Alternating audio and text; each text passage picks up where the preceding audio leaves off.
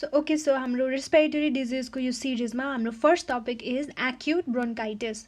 So acute bronchitis भनेको के हो? कुनै पनि कारणले, चाहे त्यो भाइरसले गर्दा होस् या ब्याक्टेरियाले गर्दा होस् या इरिटेटिभ एजेन्ट्सहरूले गर्दा होस्, कुनै पनि कारणले यदि ब्रोन्काई र त्यसको ब्रान्चेसहरूको म्युकस मेम्ब्रेन लाइनमा इन्फ्लामेसन भयो भने that is called acute bronchitis. So bronchitis भनेको के हो? Inflammation of the bronchial tubes. यदि ट्र्याकिया पनि इन्भल्भ छ भने इट्स कल्ड ट्र्याकियो ब्रोन्काइटिस। यो चाहिँ सेल्फ लिमिटेड हुन्छ होइन, आफै निको हुने डिजिज हो। कम्प्लिट हिलिङ हुन्छ with the return of function, अनि मेनली प्रिभेलेन्ट हुन्छ विन्टर सिजनमा, and it's a part of acute upper respiratory infection. Now let's go to the causes. यदि इन्फेक्सियस एजेन्टले गर्दा ब्रोन्काइटिस भएको छ भने that causes acute infectious bronchitis. यदि इरिटेटिभ एजेन्टले गर्दाखेरि ब्रोन्काइटिस भएको छ भने that causes acute irritative bronchitis. So infectious एजेन्ट्सहरू के हुनसक्छ त भन्दाखेरि mainly viruses, adenovirus, coronavirus, influenza A and B virus, para-influenza virus, respiratory syncytial virus, Coxsackie virus, rhinovirus, and certain bacteria such as Mycoplasma pneumoniae, Bordetella pertussis, Chlamydia pneumoniae, and let's go to acute irritative bronchitis. Certain irritative agents ले गर्दाखेरि bronchitis cause गर्न सक्छ.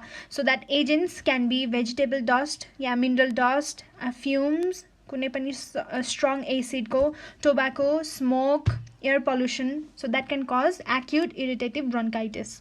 So सुरुमा चाहिँ typically acute bronchitis चाहिँ acute upper respiratory infection जसरी start हुन्छ, but then पछि गएर फैलिँदै जान्छ डाउन द ट्र्याक्ट होइन, एन्ड देन सिक्रेटरी सेल्स जुन छ त्यो चाहिँ सुपर इन्फ्लाम्ड हुन्छ कि इन्फ्लाम्ड भइसकेपछि म्युकस चाहिँ ओभर प्रड्युस गर्न थाल्छ, द्याट कजेस क्रोनिक कफ।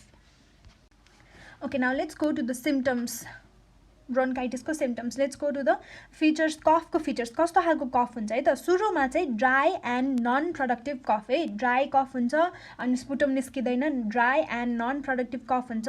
तर after few hours or few days होइन त्यो स्पुटम निस्किन थाल्छ कि, and sputum can be abundant, एकदम धेरै निस्किन थाल्छ, and it can be mucoid or mucopurulent, mucus मात्र भएको कि त म्युकस प्लस पस मिक्स भएर म्युकोप्युरुलेन्ट स्पुटम हुनसक्छ।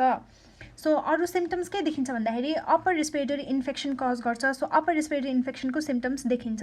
वाट आर अप्पर रेस्पिरेटरी इन्फेक्सनको सिम्टम्स भन्दाखेरि नाजल कन्जेसन, राइनोरिया भनेको runny nose, sneezing, nasal discharge, sore throat, painful swallowing, odynophagia. So these are the upper respiratory इन्फेक्सनको सिम्टम्स। अरू चाहिँ we can also see constitutional symptoms. Constitutional symptoms माने non specific symptoms जुन चाहिँ अरू थुप्रै डिजिजहरूमा पनि देखिन्छ। So these symptoms are called as constitutional symptoms. It can be coryza, यानि म्युकस मेम्ब्रेनको, नोजको म्युकस मेम्ब्रेनको इन्फ्लामेसनलाई कोराइजा भन्छ, एन्ड मलेज यानि फिलिङ अफ डिस्कम्फर्ट होइन, अनइजी फिल भएको, जिउ पुरा भारी भएको जस्तो, that is malaise, and illness, chilliness होइन, चिसो चिसो जाडो भएको, slight fever, back and muscle pain, and sore throat. So these are constitutional symptoms. And यदि प्रड्युस भइरहेको स्पुटम चाहिँ म्युकोइड अर म्युकोप्युरुलेन्टबाट चेन्ज भएर प्युरुलेन्ट भयो भने, एक्सट्रिमली प्युरुलेन्ट भयो भने that suggest super imposed bacterial infection छ भनेर सजेस्ट गर्छ। So what is super imposed bacterial infection? यसको मतलब के हो भने भाइरल इन्फेक्सनले गर्दाखेरि ब्रोन्काइटिस भइरहेछ अरे होइन, त्यसमाथि पनि यदि ब्याक्टेरियल इन्फेक्सन पनि थपियो भने that's super imposed bacterial infection. So fever यदि पर्सिस्टेन्ट छ भने that suggest complicating pneumonia, and अरू पनि कम्प्लिकेसन्सहरू देखिन्छ पछि गएर। The first complication we can see is laryngitis where there is loss of normal voice होइन, एन्ड देन साइनोसाइटिस जहाँ चाहिँ साइनसमा गएर चाहिँ म्युकसहरू चाहिँ अड्केर बस्छ, causing sinusitis. So physical examination गरेर हेर्दाखेरि we can hear wheezing अनि moist inspiratory crackles हरू सुनिन्छ कि। सो यो crackles अस्कल्टेट गरेर हेर्दाखेरि crackles भनेको के हो भन्दाखेरि जुन यो ब्रोन्काई छ यो पाथवेमा के भइरहेछ एकदम धेरै म्युकस प्रड्युस भइरहेछ नि त सो जब एयर पास हुन्छ अनि बबल फुटे जस्तो साउन्ड आउँछ क्या सो द्याट्स क्र्याकल्स होइन सो इन्स्पाइरेटरी क्र्याकल्स सुनिन्छ एन्ड डायग्नोसिसको लागि चाहिँ we can diagnose acute bronchitis based on signs and symptoms है if the fever is more than 100.4 degree Fahrenheit or severe छ भने होइन सिभियर एन्ड प्रलङ्ड सिम्टम्सहरू देखिया छ भने त्यसको लागि चाहिँ we can do chest x ray to rule out other complications such as bacterial pneumonia होइन अनि त्यसपछि ब्याक्टेरियाले गर्दाखेरि जुन निमोनिया हुन्छ त्यो disease is more severe than this one so rule out गर्नुपर्छ and if the patient is not responsive to antibiotics so antibiotics दिँदा पनि पेशेन्टको सिम्टम्सहरू कम भइरहेको छैन भने we can do sputum culture ताकि थाहा होस् कि कुन अर्ग्यानिजमले चाहिँ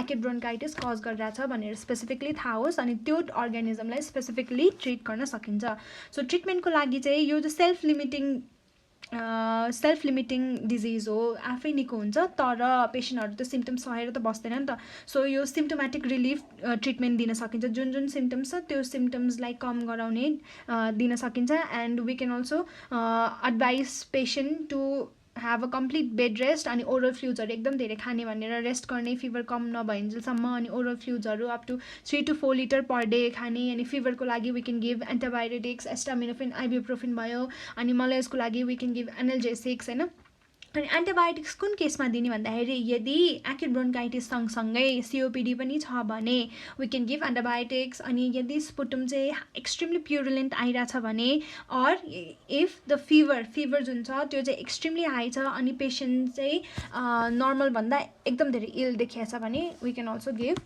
एन्टिबायोटिक्स त्यो केसमा so what is chronic bronchitis so अर्को लेक्चरमा चाहिँ विल कभर क्रोनिक ब्रोन्काइटिस तर यो क्रोनिक ब्रोन्काइटिस चाहिँ एक्युट ब्रोन्काइटिस भन्दा मोर सिरियस कन्डिसन हो होइन विच इज त्यो कन्स्ट्यान्टली त्यो इन्फ्लामेसन भइरह्यो क्रोनिक स्टेजसम्म गइरह्यो भने that causes irreversible damage to the airways होइन that can cause chronic bronchitis अनि मोस्ट कमन कज भनेको क्रोनिक ब्रोन्काइटिसको मोस्ट कमन कज भनेको smoking okay let's go solve some questions so what is bronchitis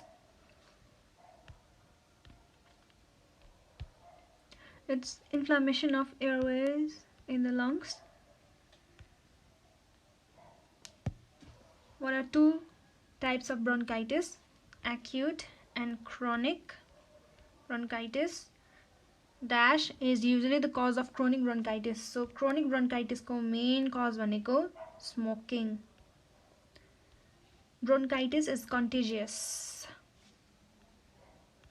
So the answer is sometimes है यदि bronchitis चाहिँ कुनै infectious agent virus या ब्याक्टेरियाले गर्दा लागेछ भने इट क्यान बी कन्टेजियस तर यदि एक्युट ब्रोन्काइटिस चाहिँ कुनै पनि इरिटेटिङ एजेन्टले गर्दा लागेछ भने चाहिँ इट इज नट कन्टेजियस है त so the answer is sometimes so if you have bronchitis it is most important to drink plenty of fluids अनि किन प्लेन्टी अफ फ्लुइड्स खानुपर्छ भन्दाखेरि चाहिँ अब के भइरहेछ एकदम एक्सेस अमाउन्टमा त्यहाँ म्युकस प्रड्युस भइरहेछ नि सो वेन यु आर रिहाइड्रेटेड एकदम हाइड्रेटेड भयो भने चाहिँ त्यो सिक्रेसन्सहरू चाहिँ बाक्लो हुन दिँदैन कि पातलो नै हुन्छ एन्ड कफ अप गरेर चाहिँ you can easily expel it out acute bronchitis is often referred to as chest cold